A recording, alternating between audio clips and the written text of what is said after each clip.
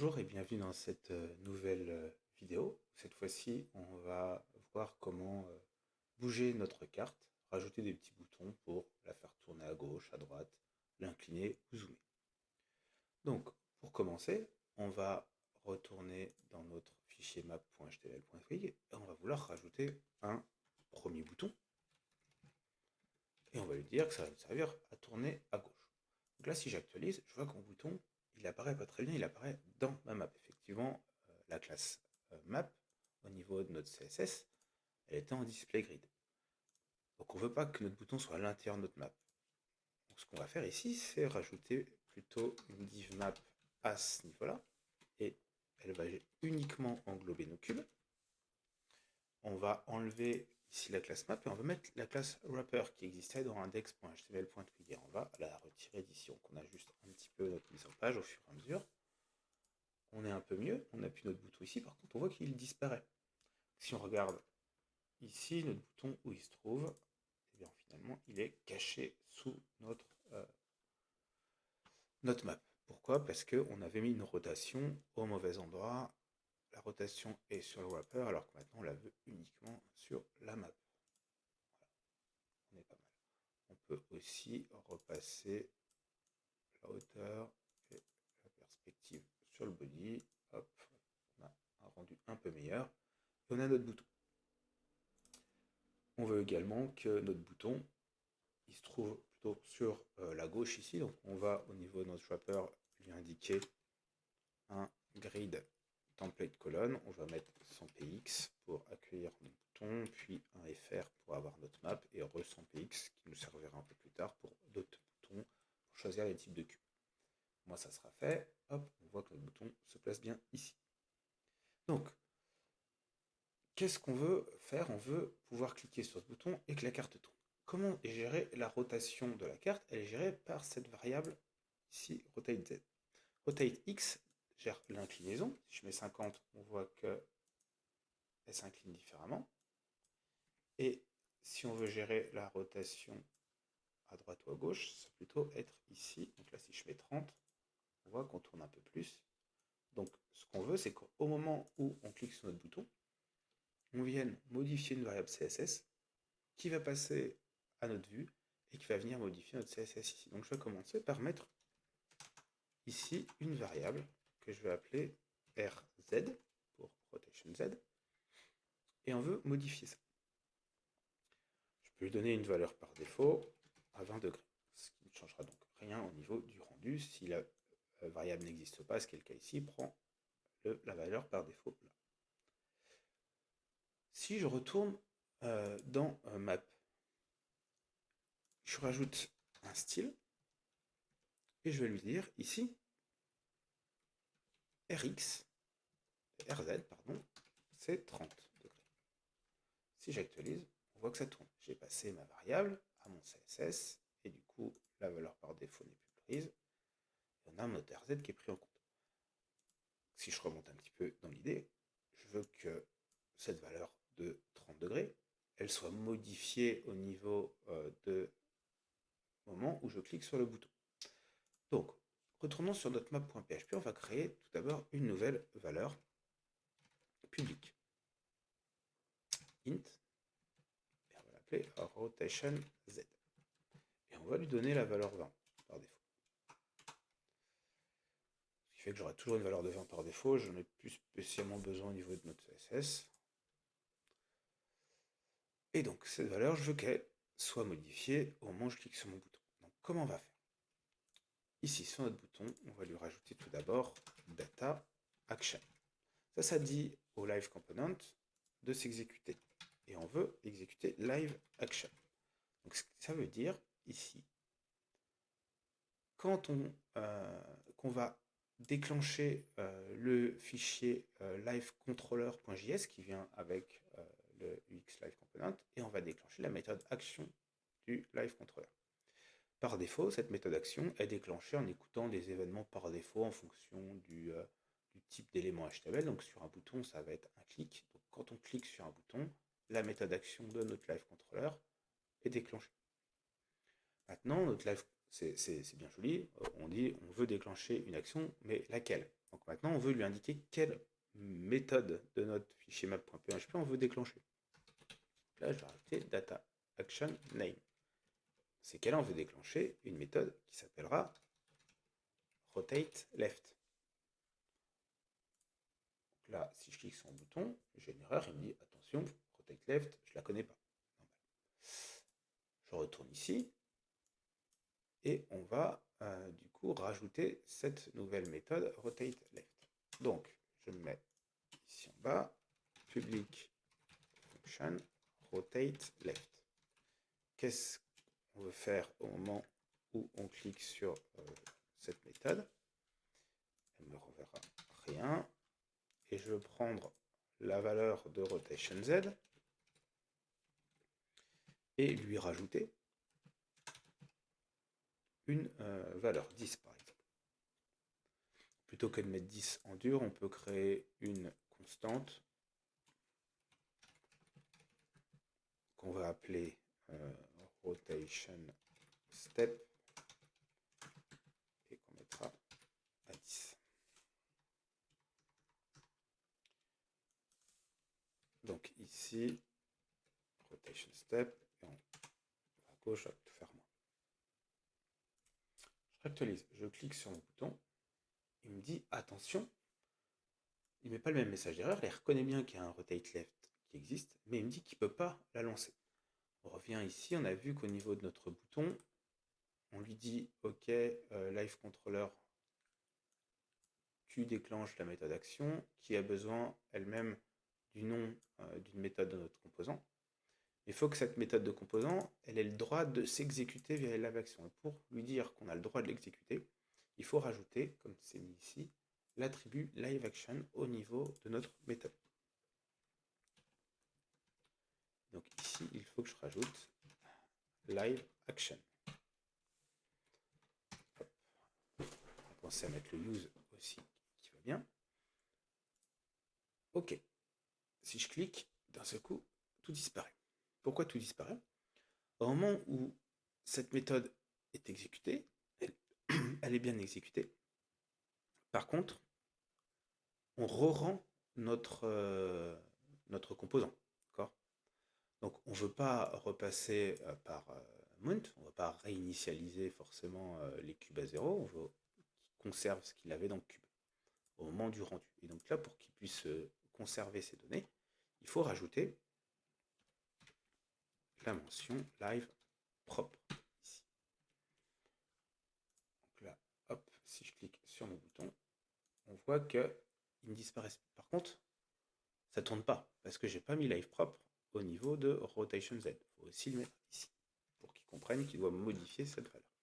Donc, bien, à chaque fois qu'on a quelque chose qui va être interactif avec les live components, il faut toujours rajouter live quelque chose. Live propre sur les propriétés, live action sur les méthodes, et si les méthodes prennent des arguments, il y aura un live arg. Maintenant, je reviens ici, et si je clique sur left, ça ne fonctionne toujours pas. Donc, on peut regarder le détail. Quand je clique sur left, je fais bien modifier mon rotation z, et au niveau de ma map, je lui passe toujours 30 degrés. Donc là, ça va pas. Ici, il faut bien penser à mettre un rotation z.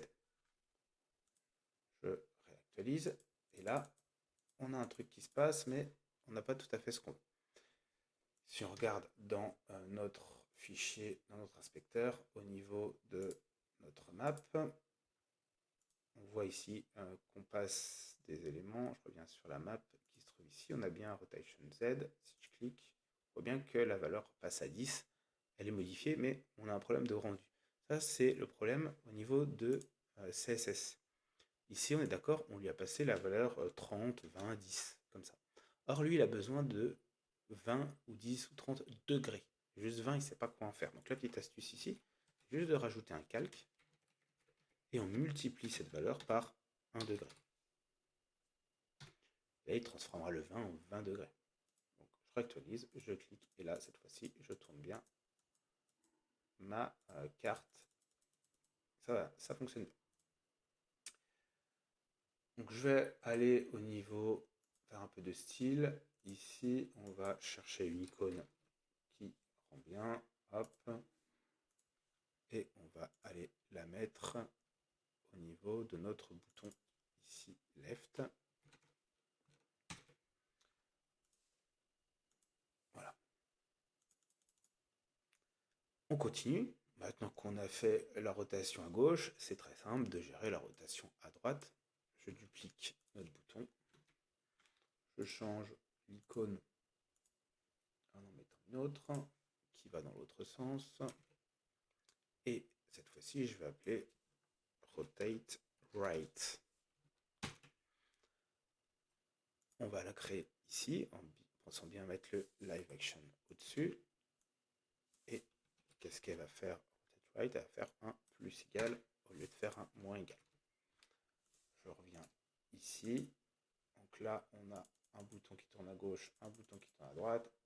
Petit problème, celle-ci prend la première colonne de notre grille, celle-ci la deuxième colonne. On va juste les regrouper dans une seule et même div. Navigation, voilà, et comme ça, on va avoir les choses un petit peu mieux organisées. Voilà, hop, on peut tourner les choses. On va faire un tout petit peu de style rapidement. Point navigation, donc la classe qu'on vient de créer, on va lui donner un display flex, une direction colonne, un gap de 0,5. Hop, on va lui mettre un padding de 0,5. On va lui mettre un border radius de 0,5. Et on va lui mettre un background color sombre. Et voilà. Et on peut faire tourner notre carte. Maintenant, il suffit de dupliquer un petit peu ce concept. Et on va gérer les inclinaisons vers le haut et vers le bas pour commencer. Donc on rappelle, l'inclinaison au bas se gère au niveau de notre rotate X. Donc on va faire exactement la même chose, ça va aller vite. Je prends ça et je lui mets un RX.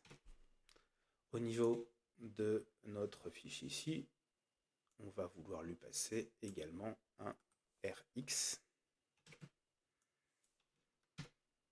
qui contiendra le résultat d'une rotation X. Cette rotation X, elle correspondra ici à une propriété rotation X qui sera à 60, je crois qu'on avait mis par défaut, et on aura deux méthodes qui s'appelleront rotate up, rotate tone, qui feront varier respectivement rotation X de rotation step plus ou moins 10. Au niveau ici de nos boutons, on en rajoute deux qu'on va appeler rotate up. Rotate up, on va lui mettre une nouvelle icône. Hop, comme ça. Et un rotate down. Donc c'est vraiment du copier-coller, de l'adaptation.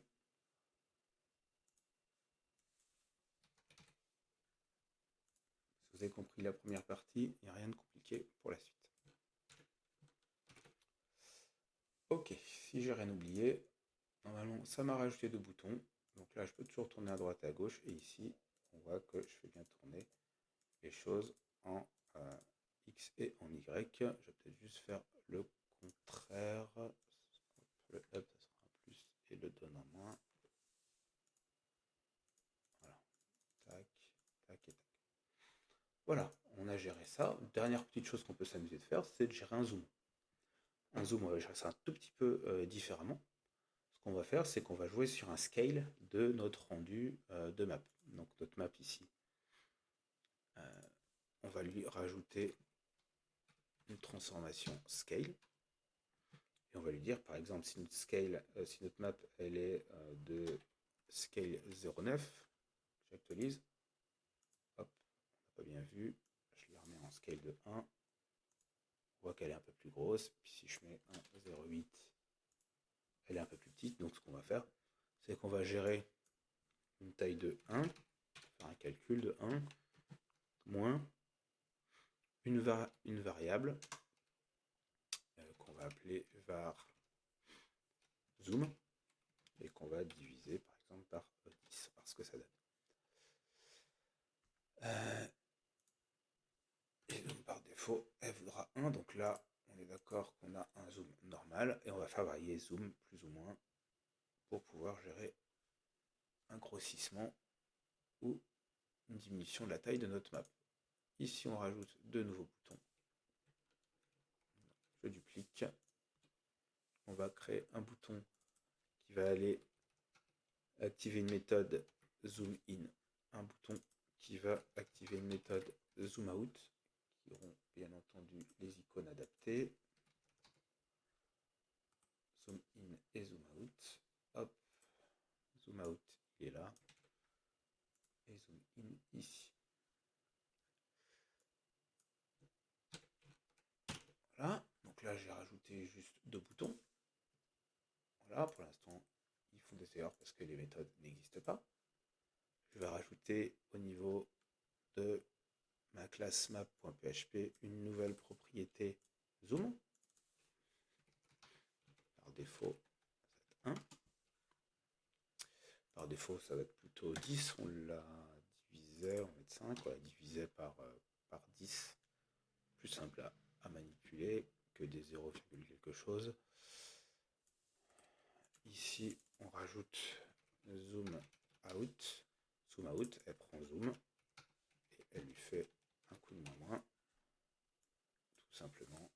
Zoom in, elle prend zoom. Elle lui fait un zoom plus.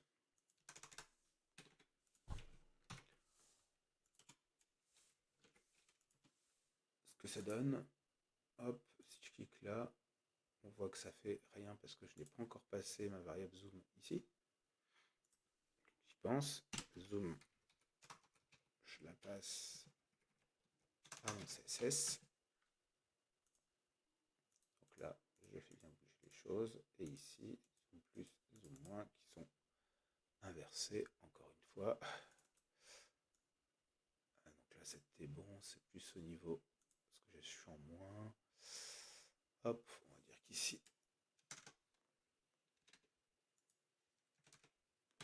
hop, je réactualise. Donc là, je zoome en plus, je zoome en moins, j'incline et je tourne.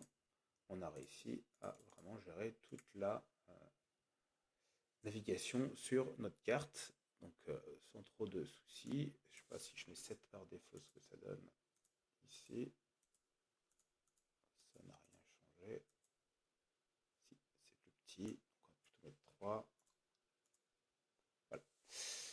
C'est pas mal. Et donc dans la prochaine vidéo, on va rentrer un peu dans le cœur du sujet et on va gérer le fait de pouvoir cliquer sur des cubes, sur des faces de cubes pour rajouter justement des nouveaux cubes et rentrer un peu plus dans l'univers Minecraft-like. Merci pour votre attention et à bientôt pour la prochaine vidéo.